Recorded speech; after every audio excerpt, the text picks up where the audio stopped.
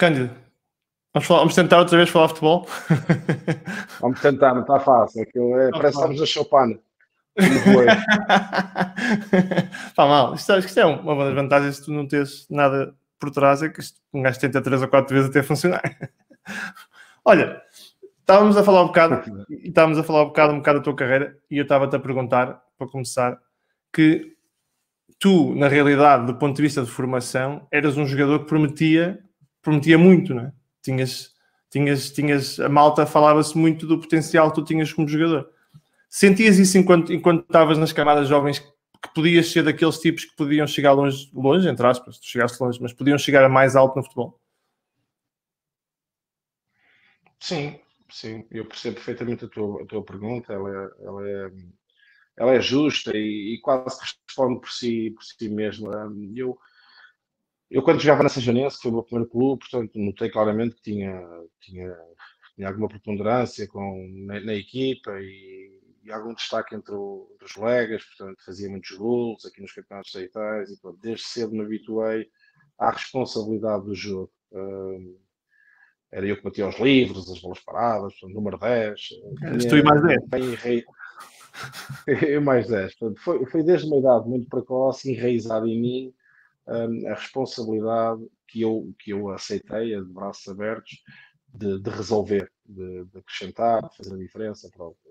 Nessa altura, num contexto de pouca adversidade, portanto, eu notava que estava mais ou menos na minha zona de conforto. Depois, aos 14 anos, com a ida para Lisboa, para o Benfica, era uma altura de separar também um pouco o trigo do joio, porque a adversidade já era maior, quer para ganhar um lugar na equipa do Benfica na formação, quer também a possibilidade de poder resolver jogos e fazer a diferença como tinha feito até então na Sejonense, e passei com distinção, o que foi muito importante. Portanto, paralelamente a isso, foi também importante eu ter ido à Seleção Nacional, aos sub-15, aos estágios, ainda pela Sejonense, e ter vincado a minha posição e o meu lugar na seleção, ainda como jogador da Sejonense.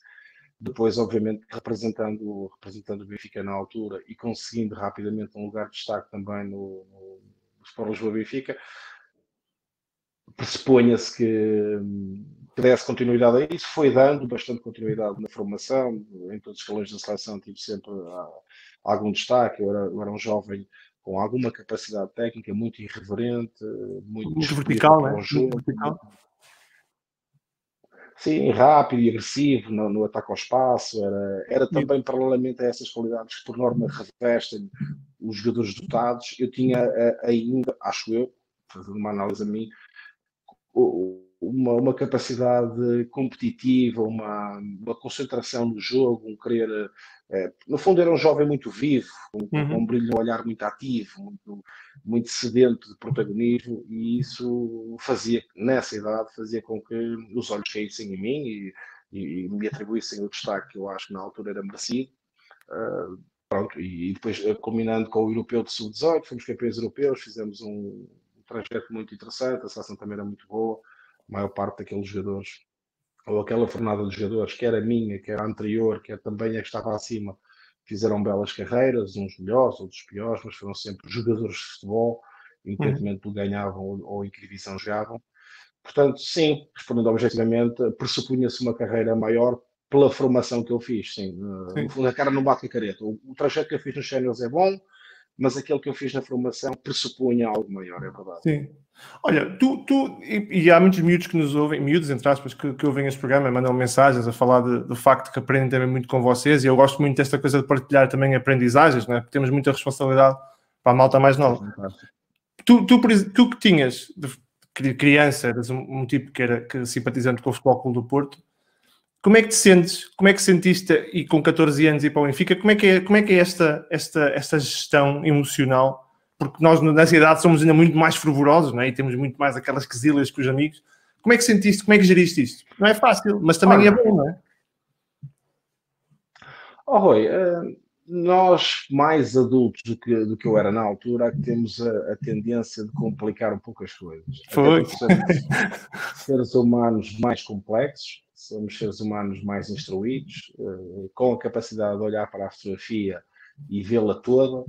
Enquanto somos jovens, somos muito reativos, somos muito emocionais, somos muito, enfim, tomamos decisões e vivemos as emoções e tentamos tirar o melhor das situações para o nosso proveito. O que é que eu te quero dizer com isto?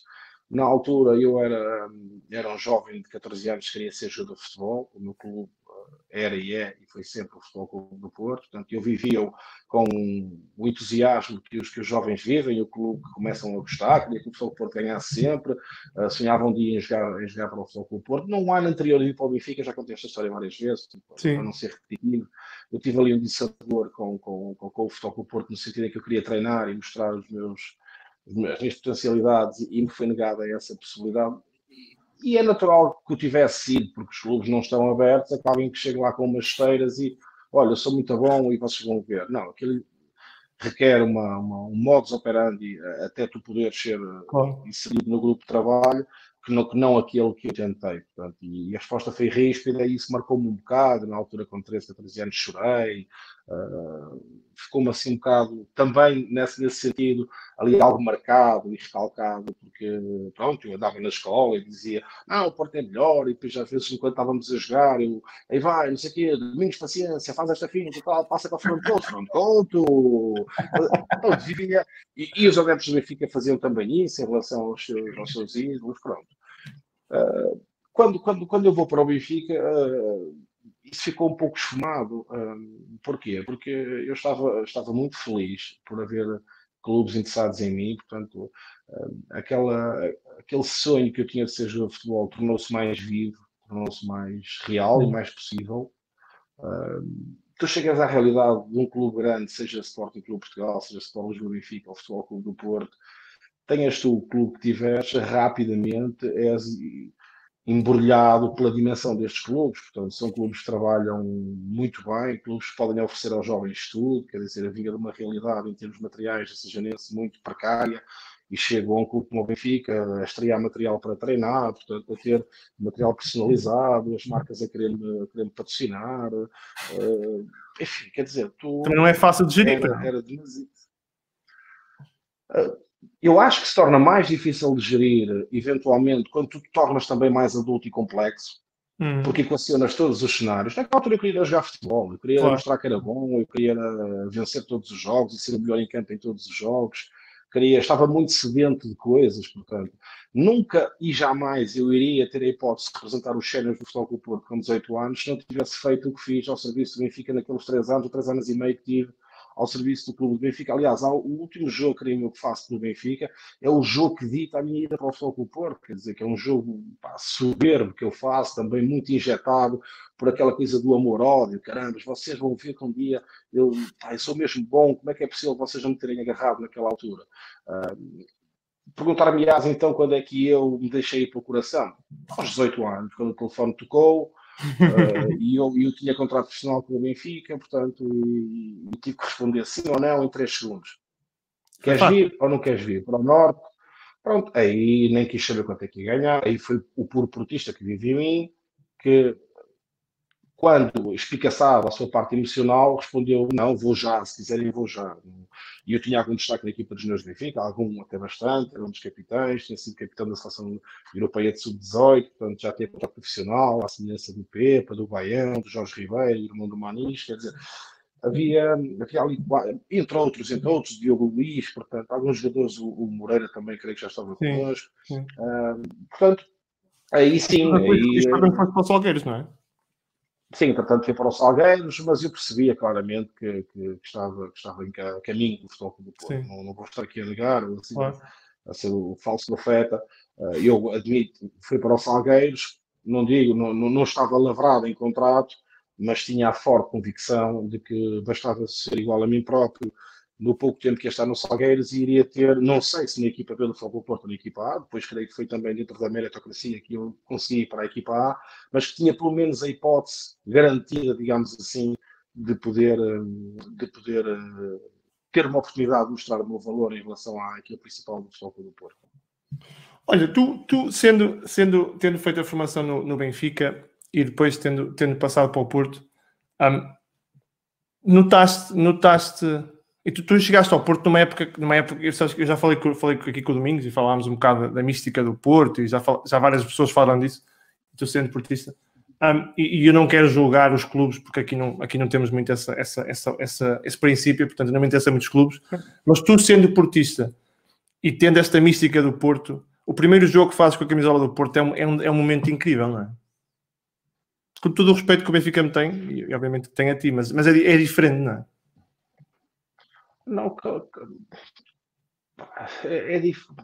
tu a que provocas a diferença, Rui. Tu a que transformas primeiramente a diferença consoante as tuas energias interiores e aquilo que tu fazes na tua própria cabeça, no teu próprio raciocínio, perante o momento em que estás a viver. Não sei se me faço entender. Por exemplo, ao estarmos aqui a ouvir o Cândido Costa em relação às suas experiências que sentiu no primeiro jogo com o Futebol Clube do Porto, elas vão ser extraordinárias, elas vão ser descritas com uma grande dose de emoção, quer dizer, ele é portista, 18 anos, miúdo, tudo somado a uma carga explosiva de emoções. Mas se calhar se tu puseres este cenário, ou outro jovem qualquer que teve a possibilidade de apresentar o Benfica aos 18 anos naquele estádio, é tudo muito semelhante. Pergunta-me, então o que é que difere? Não tendo eu conhecido a realidade do Benfica, e é sempre injusto, a nível séniores, a nível de Estádio da Luz, a nível de estrutura de Benfica profissional, como a conhecia do Futebol Clube do Porto, é sempre uma opinião um pouco injusta, porque tinha mais conhecimento de um lado que tem do outro, mas cada clube tem as suas particularidades e as suas especificidades para depois nos podermos diferenciar dos demais. Isto é, os adeptos do Porto gostam do Futebol Clube do Porto porque os seus alicerces estão muito ligados, e eu sinto o Futebol Clube do Porto assim, à cultura da cidade, às suas gentes, à sua abnegação, à sua capacidade de trabalho, àquele velho e bom slogan que poucos podem vencer muitos, que mais vale ganhar assento num coletivo de mangas arregaçadas e com um sentido muito espartano e de luta.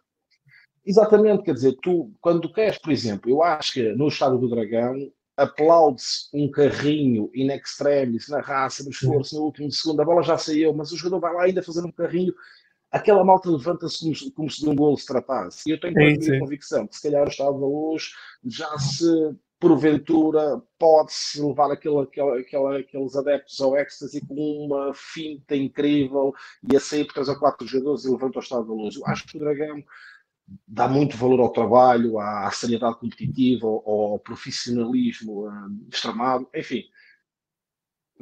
Não há aqui melhores ou piores, sabes? São particularidades. Claro. Por exemplo, a do Sporting só foi adversário.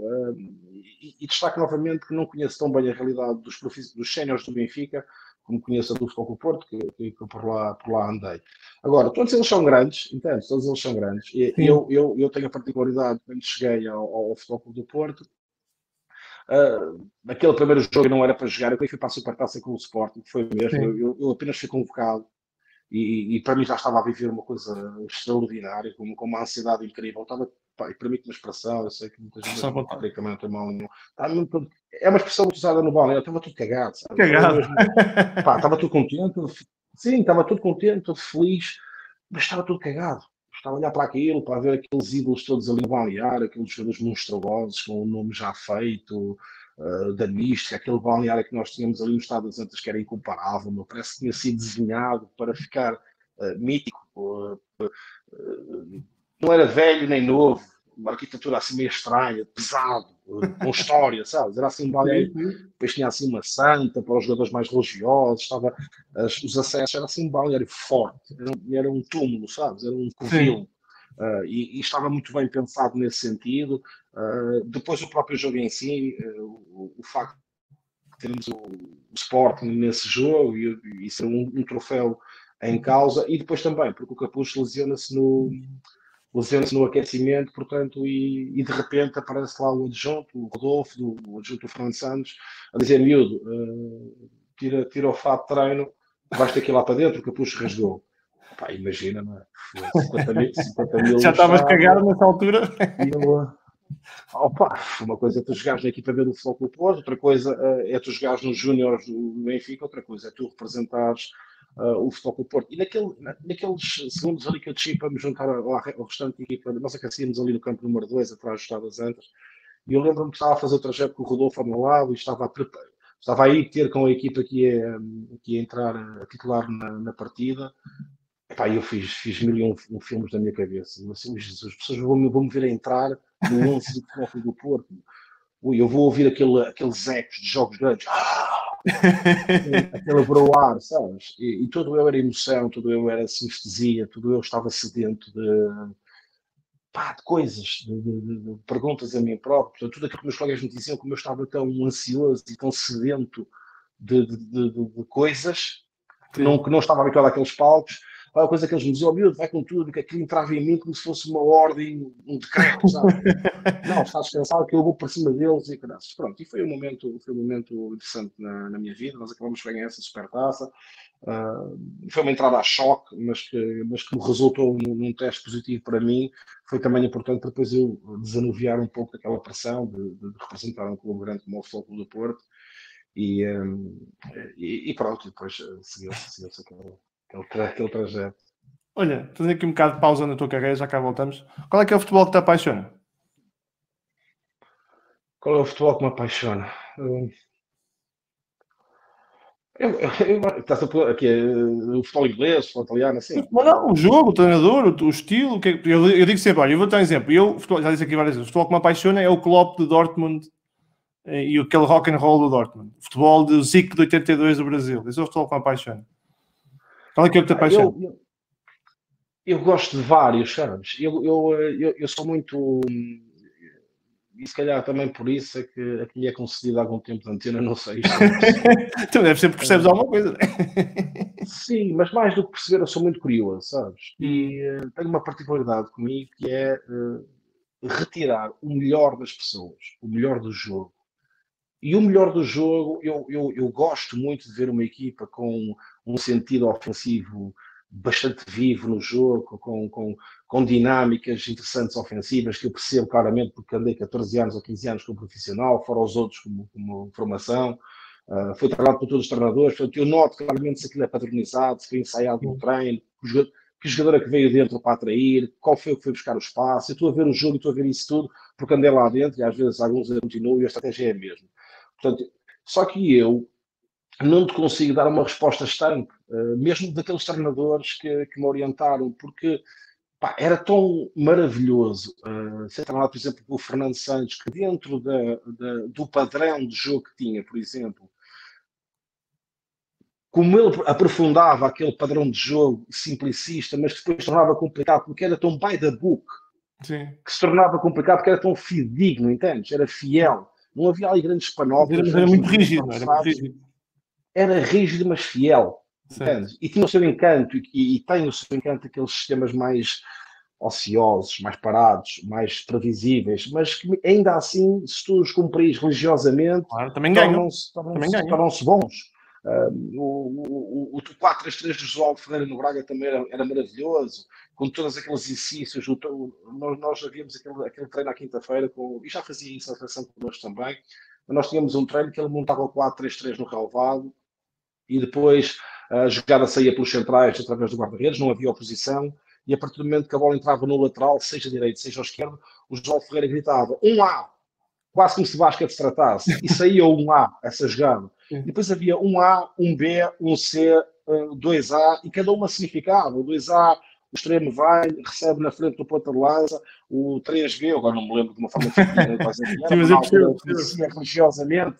E depois tu podes me perguntar, mas isso, catalogar isso como no basquete, as várias jogadas que nós temos como equipa, como é que depois no jogo o líder consegue ordenar isso? Não, era para te munir de ferramentas no jogo, depois o jogo ditando a jogada que melhor, enfim, quem tem a bola quer que optar por uma delas.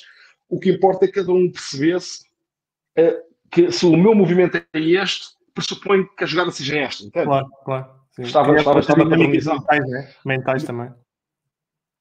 Era maravilhoso. O processo defensivo do Jorge Jesus, extraordinário. Muita gente fala da capacidade do futebol ofensivo do Jorge Jesus. Eu joguei como médio interior direito no Losango, do Jorge Jesus no Belenenses, e era fascinante.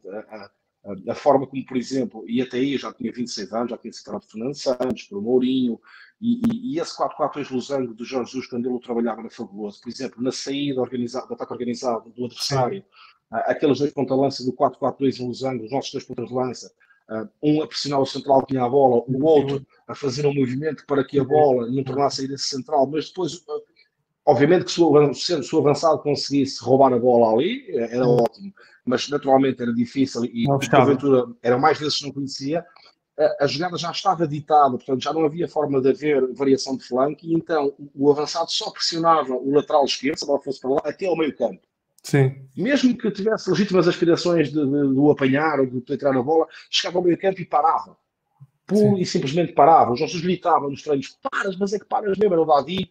Chegas aqui e paras, não quero saber. É para não desposicionar. Não está aqui ninguém. Então, não, para ficar já à espera do roubo de bola da nossa equipa. Que é para não roubando a bola já nem precisávamos. Isso.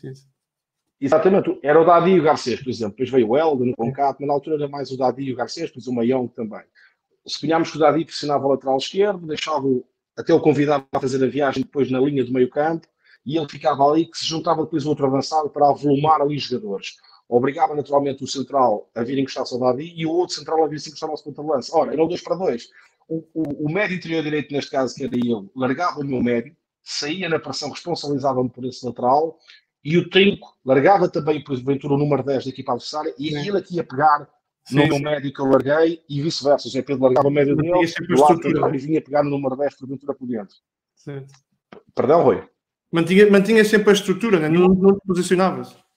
Não. E essa variação, a largar homem e ia pegar no outro, fazia com que, obviamente, depois precisávamos ter o sucesso da ação, não é? De conseguir roubar a bola nesse flanco, nesse corredor, mas ganhando a bola, e fizemos muitos gols assim, de uma forma automatizada, mal nós conseguimos roubar a bola, portanto, e ter a bola acessível a poder decidir, às vezes sem ver, colocávamos a bola nesse mesmo corredor na frente, não era um charuto, mas com alguma intenção, e fizemos muitos gols assim, por isso está tão bem padronizado e está tão bem recalcado nas sessões de treino. Portanto, a resposta já vai muito longa e se pode fazer uma oportunidade. Eu gosto do futebol. Sim, se calhar pronto. Mas porque é uma pergunta muito específica e eu não tenho uma resposta específica para te dar. Portanto, eu gosto de um futebol positivo, obviamente. Valorizo também muito, por exemplo, porque tenho essa obrigação e essa necessidade, não consigo fugir dela, que é a equipa que está, por exemplo, a atacar em ataque organizado. Eu estou muito atento àqueles que estão no processo de vigilância.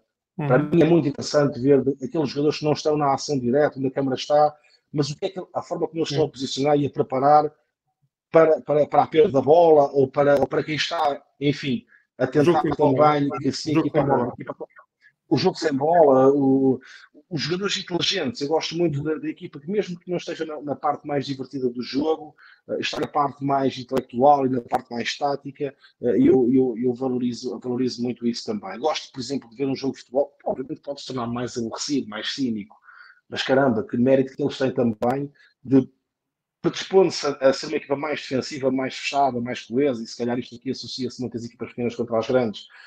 A arte e engenho, a solidariedade coletiva que têm que ter, o empenho que tiveram que ter para travar a panóplia de movimentos de uma equipa grande, recheada de bons executantes, e eles travarem-se como uma equipa ali, convicta, muito solidária, muito predisposta a fazer o lugar do colega e ainda assim ganhar esse jogo. Eu acho que esses jogos são muito ricos. Não é encostar o caminhão à frente o autocarro à frente do meio campo. Eu já tive equipas assim, portanto, eu já representei equipas grandes e sei quanto é complexo trabalhar e fundamentar uma ideia de jogo positiva para conseguir encontrar espaços para a baliza e caminho para a baliza e o quanto tem que ser criativo, mas também é muito difícil tu pressupores que vais enfrentar aqueles jogadores tão bons, ainda assim dormires com a confiança que podes bater o pé a uma equipa mais apetrechada. É também maravilhoso e muito rico, senão também isto era demasiado óbvio. Quem tinha mais dinheiro comprava os melhores e ganhava os jogos. Portanto, essa é uma pergunta para mim que não te consigo dar uma resposta. Olha, tu, se eu fosse como o Jorge Jesus, diria que estás 3 centímetros muito para a esquerda na câmara, não é? Não ouvi a pergunta, ouvi aos cortes. Se eu fosse como o Jorge Jesus em campo, eu diria que estás 3 centímetros demasiado à esquerda na câmara. Porque ele era preciso ao ponto de te dizer... Sim. Campo, não é? É que eu estou a ouvir as tuas perguntas bem um bocadinho aos cortes e peço, Não posso fazer nada, pá. a minha É o que é. ligação. Não, o Jorge Jesus, opá, eu vou te dizer uma coisa. Eu trabalhei felizmente, tive a sorte de estar em plantéis e em clubes e acabei por ter sorte também nisso, porque vi muita informação, experiência, com figuras de grande destaque, Fernando Santos, João Ferreira, Mourinho, mesmo aqueles as pessoas porventura possam não associar tanto ao sucesso, mas o Otávio Machado, o Jaime Pacheco, quer dizer, foi depois o Jorge Jesus, foi de facto, e os outros também, até na formação, pá, tive uma carreira com grandes professores, com grandes, de gente muito apaixonada pelo futebol. Mas de facto, o Jorge Jesus tem algumas particularidades pá, que eu adorei. A forma como ele vive o jogo fascina-me. A forma como ele vive a profissão dele é maravilhosa. Ele é viciado no futebol. Nota-se que aquelas 2 horas de sessão de treino que ele fazia, para ele, pressupunham 10 ou 12, que ele foi pensado, mas não é, lá está, pensado a sessão dos exercícios, porque depois todo ele era uma locomotiva de espontaneidade e de imprevisibilidade nas reações. Portanto, Sim. e de facto, essa convicção que ele tem, creio que ainda a tem, por aquilo que vou ouvindo e vendo, se calhar na altura um pouco mais desgovernada e mais desgarrada, É mais novo, na era mais forma como novo. ele verbalizava, mais novo, e na forma como ele também verbalizava para os jogadores, eu creio que ele possa ter refinado. Espero que não tenha refinado ao ponto de ficar armado intelectual, mas que tenha refinado um pouco. Ele às vezes não, ele às vezes ultrapassava um bocadinho a linha também. Eu acho que é igual. Eu acho que é igual. Pois não sei, porque às vezes também, quer dizer, ele tinha ali um grupo no Belenenses, mas depois no Benfica ele também era igual, e segundo sei no Braga também, quer dizer, ele perguntou ao Aimar onde é que o Aimar tinha jogado, quer dizer, ele É virou-se para isso, o é isso. Aimar, onde é que tu jogaste?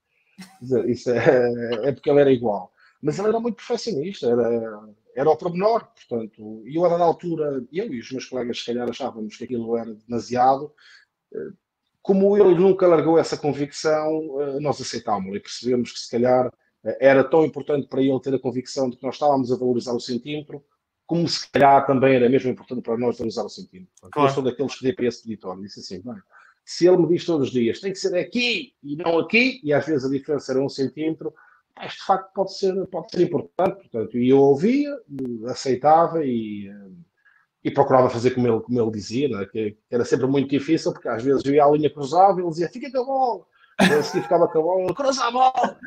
Preso por ter câmera, preso por não ter, né? Acreditava, percebes? Dependendo da ação, depois ele ia que dizia se o jogo acredita. Era muito engraçado.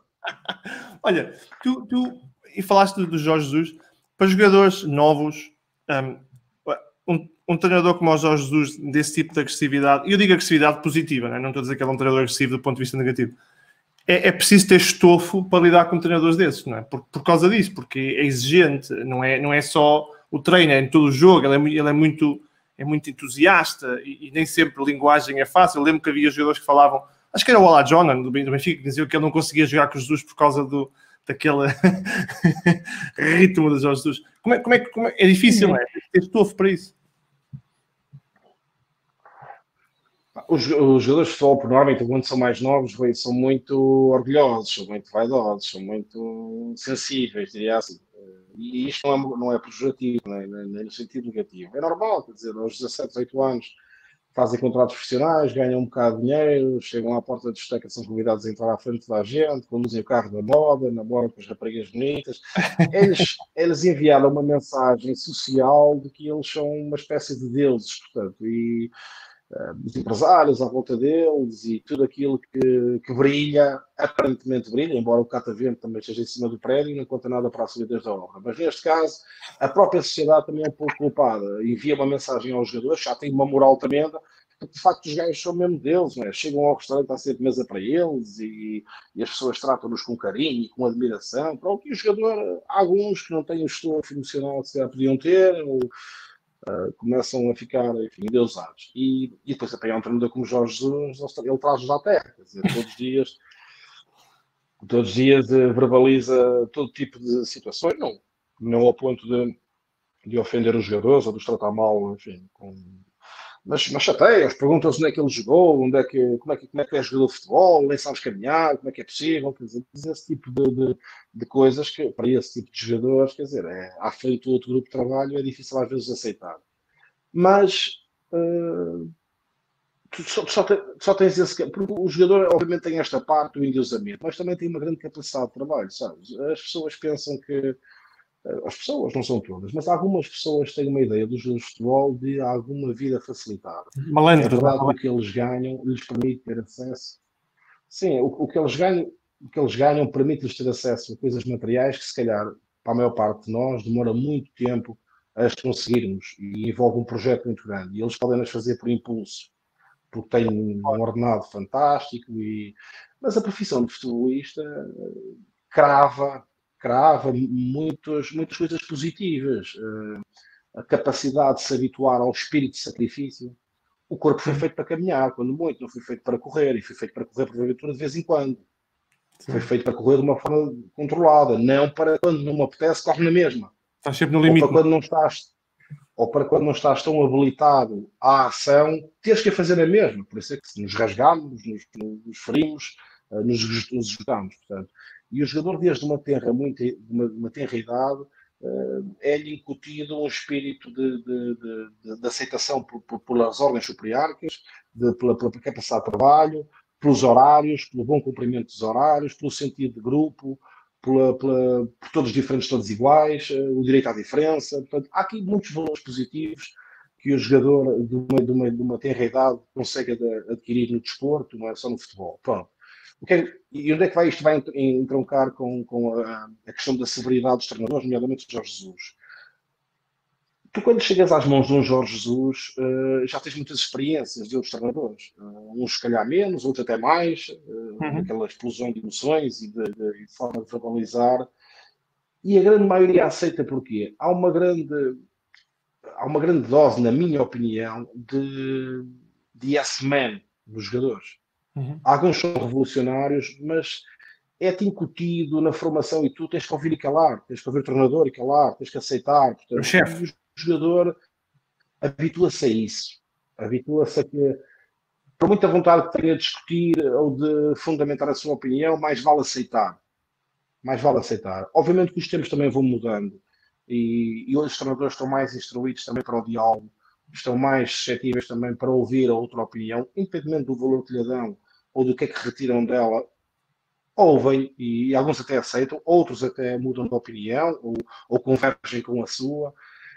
No fundo, o Jorge Jesus eu dava muito bem, da minha experiência própria, eu dava muito bem com ele e eu era dos que ele mais massacrava, dos que ele mais verbalizava naquele tom, às vezes ríspido, perguntava-me quase em todos os treinos como é que eu era jogador de futebol, mas eu jogava. E a melhor forma dele me pedir desculpa ou de me dar moral era para me jogar numa equipa tão competitiva como era aquela aqui do Belenenses. No jogo, eu jogava junto ao corredor, sempre, ok, mas ao início, aquilo não me fazia muito bem, de facto, porque eu quando tinha uma má decisão, ou quando as coisas me saíam mal, por exemplo, aquela bola a tradicional, te passam para o lateral direito, tu vais a receber, ela passa debaixo do pé e dá lançamento para a equipa adversária. Sim. Isso aconteceu a todos os laterais no mundo. E só tens dois caminhos enquanto treinadores. Bora, acontece. Os nossos não eram muito disso. Estás com o pé furado, caralho. Tem um buraco nas botas. Percebes? E só tens dois caminhos. Ou engoles e só, ok. Não vai ser por ti que eu vou buscar a minha moral. Não vai ser por ti que eu vou buscar a minha confiança. Portanto, deixa-me focar aqui no meu trabalho, deixa-me, ok, eu sei o que é que tu queres e vou-te entregar. Missão dada, missão cumprida. Um bocado de espírito para que diz, ok, incríveis. E entendes, e vais, e assim já fazes uma coisa boa, e olhas para ele não te diz nada, mas basta o encolher as mãos, ou basta virar as costas a caminhar para o banco, pronto, está feito, é isso, próximo jogo, jogos de titular. Os treinadores têm que se focar naqueles que não jogam. Com esse é que se calhar têm que ser mais sensíveis, entendes? Agora, os que jogam, quer dizer, eu posso dar umas duras, uns gritos, estás lá dentro, eu vou para casa e vou pensar, grito contigo, mas conto contigo. É no papelinho que eu meto lá Cândido, ou João, ou Duarte, enfim, o que for. Portanto, eu pensava assim, dei-me bem com isso, até porque depois também em situações que eu não jogava, ter este espírito era importante, porque as pessoas podem dizer, ok, mas então isso não era feitio, era foco na titularidade. Não, porque depois com os treinadores eu não joguei e mantinha esta postura. Portanto, foi uma escolha minha. Deixar o treinador fazer o trabalho dele, tentar perceber a liderança dele, a forma de ser dele, eu também tenho a minha, e creio que me dei bem com essa postura. Olha, é justo dizer que a tua saída para o Derby County é talvez, epá, desculpa a minha frontalidade, a pior decisão que tens de ter tomado naquela altura? A minha saída para o Derby County. Sim. Claro, no ano que eu fiz 40 e tal jogos pelo Derby, e bem, uma experiência fantástica para mim, os meus colegas do Futebol Clube do Porto ganharam a Champions League. Quer dizer, não há experiência nenhuma que eu tenha tido, ou que eu tivesse tido, que se possa ter comparado a uma vitória de uma conquista de clubes como essa, entendes? Nenhuma. Eu podia ter sido o melhor marcador da Division no ano em Inglaterra, que ainda assim estava a perder para esse feito. Quer dizer, não havia, após o Fogo Porto ter ganho a Champions League em 2004, fizesse o que fizesse em outro clube qualquer, estava sempre a perder. E neste caso, só não perdi porque sou portista e somei mais uma Champions League para o meu clube, e fiquei extremamente orgulhoso de ter nessa equipa os meus colegas, portanto, que eu conhecia todas as suas particularidades e que privei com eles e que me fazia parte integrante daquele grupo de trabalho. Isso foi obviamente recompensador, mas de uma forma objetiva, claro que eu estava em casa, em Inglaterra, e estava a pensar para mim, não é?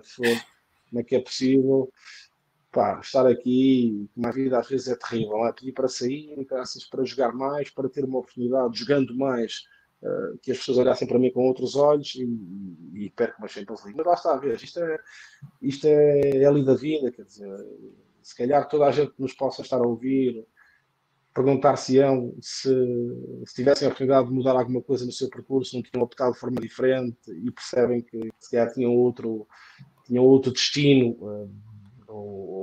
enfim, não sei, para o bem e para o mal. São decisões que tu as tomas por conselhos, por energia naquele momento, porque eu estava a jogar pouco. Óbvio que olhando para aquilo agora diz assim, pá, que idiotice, realmente, na por cima não foi o Porto que convidou para sair, nem o Mourinho prescindeu de ti, foste tu que foste pedir para sair. Ok, e até podemos dizer, caramba, que idiota. Mas, por outro lado, se tu quiseres ver a fotografia toda, aos 4 cantos, também podes dizer, opá, bom espírito, o miúdo, apesar de estar no clube dele, no Futebol Clube do Porto, não estava a jogar muito, e foi atrás de jogar ao sol, foi resiliente, foi à procura, acreditou nas suas potencialidades. Portanto, eu vejo as duas, vejo o idiota e vejo o miúdo resiliente. Está bem, eu percebo, mas tu quando estás em casa sentado, de vez em quando, a tomar o teu cafezito e a ver o Vamos Falar Futebol, e pensas, epá, minha carreira e tal, há algum remorso. Eu sei que remorso é uma palavra difícil, Cândido, portanto não é isso que eu quero dizer, mas porque, pá, é difícil, não é? Para olhares para trás e pensares, não podes mudar. Não é, Rui. Não é, Rui. Não, Rui, não. Eu acabei a minha carreira muito feliz, meu. Foi? E tu perguntas-me assim, mas porquê? Conseguiste tudo o que querias? Não. Acabaste rico? Não. Acabaste com o tanque vazio de coisas que querias ter vivido no futebol? Não. Mas deste tudo. Epá, mas acabei com o espírito certo, meu. Acabei de bem com as pessoas. Isso. Eu tenho saudades, ainda assim, não tendo sido feliz, por exemplo, em alguns momentos, com alguns treinadores, tenho saudades deles. Tenho saudades até daqueles treinadores que não punham a jogar, porque acabei bem, acabei com 4 operações gerais no todo partido, Sim. fiquei com o pé direito que eu chuto virado ao contrário, com o osso fora no Benfica, ruptura de ligamentos cruzados no joelho, engoli 3 dentes em Inglaterra, tive pubalgia, lombalgia, quer dizer, eu Eras entreguei-me, físico, esvaziei o tanque. eras muito Isso físico. ninguém pode. Pronto, e olhei para trás e digo, caramba, olha, bela viagem que eu fiz, proporcionou-me coisas fantásticas, meu, mil e uma histórias, dentro de portas, fora de portas, a nível de seleção, estágios infinitos, momentos maravilhosos de partilha, que eu guardo para mim. São tantas. Sabes que eu tenho memórias tão lindas de solidariedade, de grupo, de verdadeiro grupo. Eu tenho uma história comigo, jamais a vou contar ao pormenor, porque não é bonita para a pessoa, mas eu cheguei a estar num clube com o meu avançado não tinha nada para comer, meu. Pois. Havia ordenados em atraso e eu encontrei num shopping sentado. Eu ia passear com a minha família, íamos comer ao McDonald's e vi uma ponta lança sentado num shopping, naqueles banquitos lá estão sozinhos, tinha acabado de chegar, africano, e eu, então, estás aqui a fazer? Pá, não, eu notei que ele estava com dificuldade em dizer, pá, porque é que estava ali, assim, com as pernitas cruzadas, pá. Afinal era que não tinha mesmo meios para viver e para... Pá, isso para mim é que são troféus, entende? Ter jogado com jogadores que eu achava que eles eram tão vaidosos e tão armados e tão difíceis de se entregarem, e pá, pessoas maravilhosas, nem todas, mas pessoas maravilhosas e muito humildes, jogadores que tinham os melhores carros da altura, as casas com piscina, e pessoas fantásticas, com tantas histórias para contar, e se calhar por isso é que foram jogadores, com uma grande humildade, com uma grande capacidade de trabalho, com um grande sentido também de solidário para com os próximos. E essa foi a minha viagem, sabe? Jogar em bons clubes. Agora, depois, claro, também que não vou romantizar a situação ao ponto de não olhar para os factos e admitir que podia ter feito uma carreira melhor. Claro que podia, mas também podia ter feito pior, percebes? E o que eu fiz, Claro. orgulho. Por norma, tu podes ficar triste ou com alguma revolta se não fores consciente do que tiveste justamente, o que tiveste injustamente e o que podias ter tido. E eu, felizmente, fruto de uma boa concentração cerebral, digamos assim, e eu olho para mim e creio que me vejo exatamente como eu sou. Nem melhor, nem pior. Sou o meu pior crítico e também sou o meu melhor defensor. Portanto, isso ajudou muito a aceitar com naturalidade que o meu tempo tinha chegado ao fim. Aceito com naturalidade os meus méritos, não os largo, não abdico deles, discuto com a pessoa, caramba, isso não podes tirar, mas também não torna aquele gajo que tem uma falsa imagem dele mesmo. Portanto, sou sincero quando reconheço, conheço os meus defeitos, sei porque é que não foi mais longe.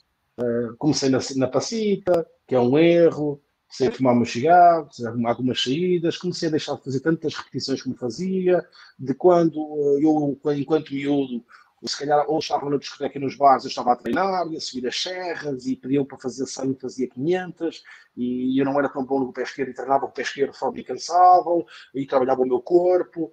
Quando eu comecei a fazer menos vezes isso, convencido que já tinha chegado a um patamar que isso jamais iria fugir, e que eu era proprietário daquela condição de forma absoluta, foi quando eu, de uma forma muito dissimulada, comecei a perder algumas faculdades. Portanto, e quando tu entendes isto e aceitas isso e percebes o porquê e não andas com o dedo a apontar para os outros, estás bem resolvido.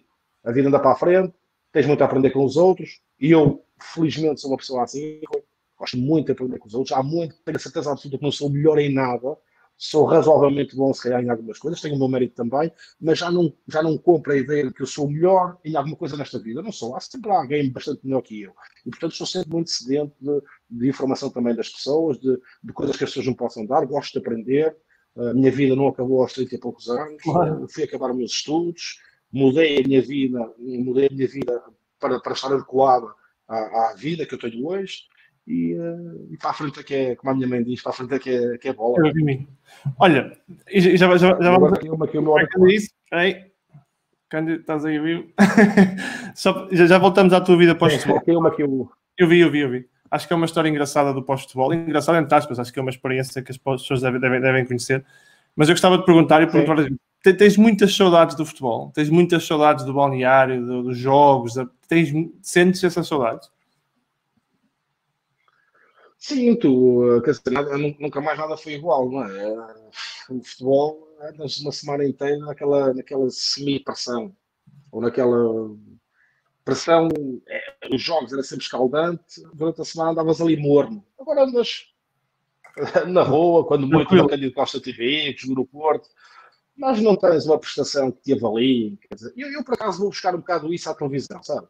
Essa adrenalina, esse julgamento público constante que o futebol te dá, que é altamente viciante. Nem sempre pelas melhores razões, porque às vezes também me aparecem este gajo, quando eu falo bem do Benfica, este gajo é um vendido, foi para a TV, agora já não é portista. Quando eu falo bem do Porto, óbvio, este gajo é portista. Quando eu falo bem do Sporting, quando falo mal,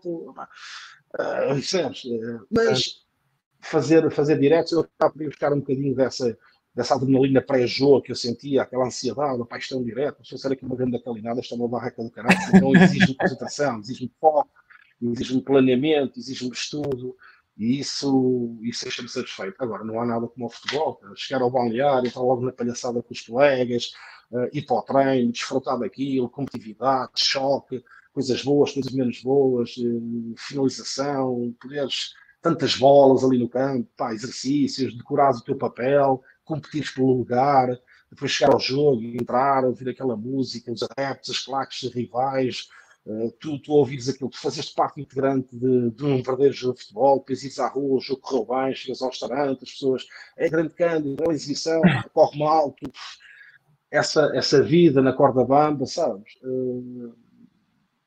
Claro que tens saudades, não há mais nenhuma profissão assim. E eu às vezes vou no carro e nem percebo o que é que estou assim a olhar no vazio, na janela, e assim, e já estou a ir para lá, e travo-me, sabes? E eu sei, pá, acabou, tu agora estás gordo, careca, esquece lá isso, quando muito, tens hipótese. Pronto, e travo-me essa viagem que estou a fazer de saudosismo e de alguma nostalgia, porque acabou, portanto, eu tive que me reformular, agora, olha, tento tirar partido de outras situações, e agora, claro que tenho saudades, acho que não há nenhum jogador que me diga que não tem. Alguns podem não sentir saudades de algumas coisas, eu também não sinto saudades de tudo, do futebol, Claro. mas do balneário, dos treinos, de me esgotar. Eu sinto-me saudades de me esgotar. Podes-me dizer, cara, mas podes ir para o ginásio e esgotas, não é a mesma É coisa. igual, não é uma coisa, não é uma coisa. Sabe, não é igual. No treino, tu fazias aqueles exercícios de posse de bola, curtos, aqueles exercícios que te obrigavam, te desgastavam, e depois chegavas ao final e tinhas mais um. E tu Sim. dizias, ei, e tu ias morto, vazio, todo podre, já ficavas com dores musculares, passar 5 minutos ainda no banho. Tenho saudades disso, obviamente. Olha, foi muito. Eu sei que tu falaste que chegaste ao final da carreira e decidiste com naturalidade que era o fim, mas eu lembro de ter visto uma peça sobre o teu pós-futebol, que trabalhaste com o teu irmão, acho eu, e depois, obviamente, com o trabalho com a TVI. Mas é difícil. O dia depois disso, o dia depois em que tomas a decisão, é complicado. Rui, repete-me a parte final, desculpa. O dia depois de pendurares as botas, aquele em que te consciencializas que acabou, é difícil de gerir isso. Muito, muito. Os primeiros tempos foram altamente depressivos para mim, Rui. Isso é uma excelente pergunta, mas não digo isto para parecer assim, sabes, digno de uma novela ou de um Oscar. Foram mesmo muito difíceis para mim, altamente depressivos. A imagem que eu perspectivava futura para mim era desoladora. O que é que eu ia ser agora, sabes? E nem era muito preocupado se ia ser alguma coisa, ou se ia conseguir manter isto ou aquilo, porque eu, de iniciativa própria, troquei logo os meus carros, percebi logo que enquadramento que eu tinha que fazer financeiro para a minha vida andar para a frente, entendes? E felizmente estou resolvido, até por ser uma pessoa assim, que penso sempre no futuro, portanto, e sou modesta quanto acho nas minhas opções e nas minhas ações. O depressivo era porque chegou ao fim o, pá, um trajeto que tu rapidamente vais buscar os teus 7 anos, tu começaste, tu passaste, tu que viveste, te vão ir de mal, e que com certeza a nível futebolístico não vais lá acrescentar mais nada como jogador. Portanto, acabou.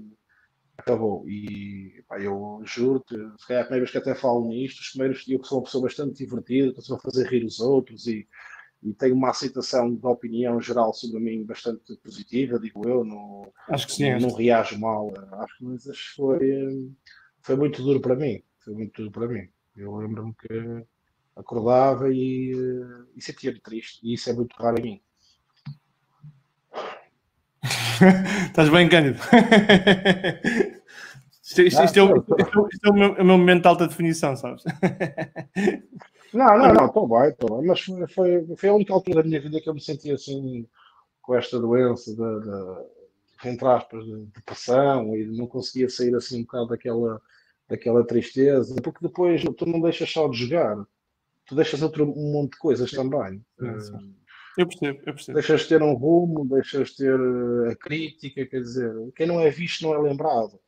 E tu Cai no esquecimento, não é? sentes-te vazio, os dias vão-se passando e tu não somas nada, já não tens ninguém a gritar por ti, já não tens aquela pressão de no verão não saberes bem para onde é que vais jogar, e se o telefone toca e se não toca. Enfim, passas a ser um perfeito mortal. Não é que não fosses antes, mas acho que aterras, sabes? Aterras.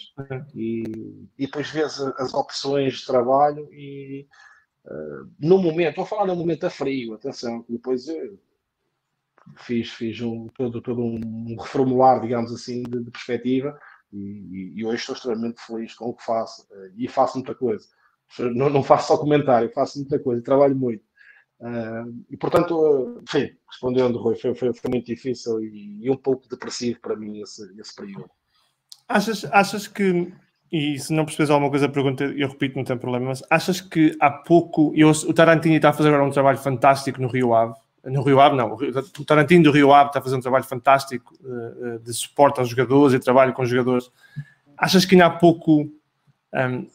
pouca compreensão de muitos jogadores que não são jogadores que estão a ganhar o que ganha o Ronaldo, que a vida depois do futebol é complicado, é diferente, e por isso é que há tantos jogadores que sofrem e que não encontram aquilo que tu encontraste, que é a paz de espírito para encontrar outra solução? Eu acho que ainda há pouco suporte, não te parece? Já começa a haver mais um pouquinho, sabes? É das coisas boas esta globalização e o acesso à informação constante permite, dentro de muitos disparates, haver também muitas coisas positivas que tu podes ler, informar-te e cultivar-te. E o Tarantino tem feito um trabalho excelente, não só naquilo que diz, mas naquilo que faz. Porque nós hoje, muitas das vezes, somos aquilo que dizemos e não aquilo que somos, de facto. Nas redes sociais, nós somos aquilo que dizemos ser e que mostramos ser. E muitas vezes não somos efetivamente aquilo que somos. Somos o que mostramos. E o Tarantino não tem só mostrado muito essa parte, como tem feito muito por essa parte. Eu costumo dizer, a cara bate com a careta com o Tarantino. Trabalho esplêndido, postura esplêndida, um pensamento muito acertado, muito global para tudo aquilo que envolve o profissional de futebol, quer o positivo ou menos positivo. Ameaças, ele quase fez assim mesmo uma análise SWOT e depois espalhou-a por todos os jogadores. E ele está certo, porque a maior parte dos jogadores de futebol são os outros e não aqueles que são falados. São os outros. Eu joguei 3 anos no Porto e qualquer entrevista que dou focam-se muito nos 3 anos do Futebol do Porto, mas eu joguei mais 11, creio eu, 11 ou 12. No Tondela. E eu sou mais esse Cândido. Eu sou mais o Cândido dos 11 ou 12 do que sou o Cândido do Futebol do Porto, porque eu passei muito mais tempo nos outros. Portanto, a realidade é que, de facto, os jogadores devem se preparar para uma vida que chega ao seu fim profissional aos 30 e poucos anos, e depois há tanta coisa para se fazer. E se não se preparar mentalmente, é sempre um choque brutal. Porque as contas mantêm-se, o que sai mantém-se, o que entra muda completamente. Depois, o mundo empresarial, o mundo do trabalho, fora do contexto esportivo, exige muito. As pessoas que por norma endeusam muito o que os jogadores conseguem fazer, às vezes esquecem-se que os jogadores cá não conseguiam fazer o que eles fazem também. Portanto, não sei se me faço entender. Não sei se me estou a explicar bem. Por exemplo, vou falar da minha situação. Eu andei ali tantos anos no futebol e a ser julgado e aplaudido e depois quando acabei a minha carreira entrei, por exemplo, na empresa do meu irmão, no mundo da televisão. Eu fiquei abismado com a capacidade com a capacidade de algumas pessoas que estão nesses meios e do que eles sabem e do que eles são capazes e da sua força de espírito para o dia a dia, para a luta, para arregaçar as mangas, para vencer a adversidade, para encarar os problemas com um sentido positivo, enfim, entendes? E os jogadores têm que estar preparados para encontrar pessoas assim e querer aprender. Portanto, e instruírem-se nesse sentido. Os estudos são muito importantes, estarem atentos às oportunidades que estão surgindo enquanto jogadores, porque nessa altura, não digo que tudo é mais fácil, mas tudo acontece com mais facilidade, as oportunidades são múltiplas para os jogadores, e o Tarantino tem reforçado essa importância de haver um preparo também para o término da carreira e e que os jogadores têm que estar também imbuídos nesse objetivo de tornar o jogador mais culto, mais rico, mais bem informado, mais receptivo também a outras visões, a outras realidades. E hoje acho que está muito mais viva essa realidade do que estava no meu tempo, quando eu terminei, e que enquanto eu joguei, era raras as vezes que nós pensávamos nisso. Eu tive mil e uma oportunidades para tirar os cursos de treinador e não tirei. Porquê? Ah, depois tiramos, depois acontece, depois não sei o quê, depois a gente pensa em fazer a poupança, depois a gente pensa, depois, é sempre depois tudo, porque tu estás a viver o momento é ótimo, tu recebes um bom ordenado, podes comprar isto, podes comprar aquilo, uns criticam, outros aplaudem, mas tu és o tal. E depois deixas de ser o tal e não sabes o que é que há de fazer. Olha, qual é que foi o momento mais complicado da tua carreira? O que é, Rui? Não percebi. Faz mal, faz mal. Qual é que foi o momento mais complicado da tua carreira? Pá, o momento mais complicado da minha carreira teve sempre a ver com as lesões. Aquela lesão do Arouca, a última no joelho, quando eu vim da Roménia, foi das coisas que me custou mais a aceitar, sabes? Porque eu normalmente aceitei sempre isso e conseguia encontrar justificação para aquilo que me estava a acontecer, fosse positivo ou fosse negativo. Essa aí eu custou-me aceitá-la. Cheguei-me a virar lá para o céu e a dizer: a sério que me fizeste isso? Agora, com 30 e tal anos, é que me pôs aqui a rótula virada ao contrário. A sério, nunca tinha tido problema nenhum no joelho. Agora que eu se calhar já tenho juízo e queria fazer as coisinhas como deve ser e passar o meu futuro, é que tu me pôs aqui o joelho todo partido. E esse momento foi muito difícil para mim. O pós-operatório também foi difícil, porque eu estava habituado a uma realidade diferente daquela que encontrei no Arouca. Eu não quero levar muito para a componente da crítica, eu sei que o teu espaço aqui é tentar encontrar o melhor das pessoas e os pontos sempre de oportunidade e não de crítica. Pá, mas também não consigo não consigo Claro. não dizer isto. Foi um bocado maltratado no Arouca, sabes? Quando as coisas mudaram de cenário, foi uma vinda, uma chegada de Cândido Costa ao clube de braços abertos e de mil e um sonhos e de mil e um projetos e de dizer lá no megafone, e agora, a grande estrela, Cândido Costa, e de repente o Cândido nesse jogo fica com o joelho virado ao contrário e tudo mudou. A cortina fechou-se e os sorrisos foram-se e foi um bocadinho largado ali ao abandono, não pelo clube, mas pelas pessoas. E essa altura foi um bocado difícil para mim na minha vida. Olha, extremo ou lateral direito?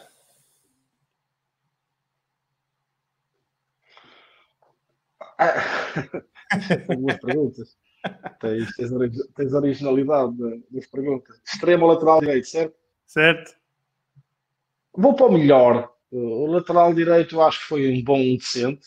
Raçudo, dava porradinha farta, mas a parte mais colorida do meu jogo foi com o enquanto extremo. E eu, enquanto extremo, tenho algumas coisas giras aqui na minha retina, na minha cabeça. Vou para a parte mais lírica do jogo, a parte que eu fazia aquelas fintas, tinha a mania que era craque. Vou para extremo, vou para extremo. A lateral já é outra parte da minha carreira, já era mais comprometido com a estratégia e com a minha tarefa. Vou para os tempos em que eu era anárquico e colorido no meu jogo e tal. Sabes que eu só gosto dessas brincadeiras, pá, porque eu acho que a malta depois conhece E muito. fazes bom, essa pergunta gira. Conhece muito os outros, o Cândido do Porto, mas eu gosto mais do Cândido, a pessoa, sabes? A Cândido, que eu acho que é o que as pessoas têm que conhecer mais, porque o Cândido do Porto já não está lá, agora está cá o Cândido que é este. Olha, Claro. E porque estamos aqui com dificuldades técnicas, não vamos arrastar isto muito tempo, que a minha câmera também está toda eclipsada. E tu ouves mal, eu sei que me ouves mal. Estou a ouvir um bocadinho. Pois, eu sei. Eu acho que é a minha rede, pá. Eu acho que a culpa é minha, que a minha câmera está aqui toda lixada. Olha, diz-me uma coisa. Para acabar, qual é que é o momento que mais te arrepia no futebol? Aquele que se pensares agora arrepia todo. Qual é o momento que mais me arrepia no futebol? Foi isso, Rui? Sim, foi. Que eu vivi como jogador, como espectador, como... Qualquer, um que te arrepia, um que pensares agora, pensas, porra.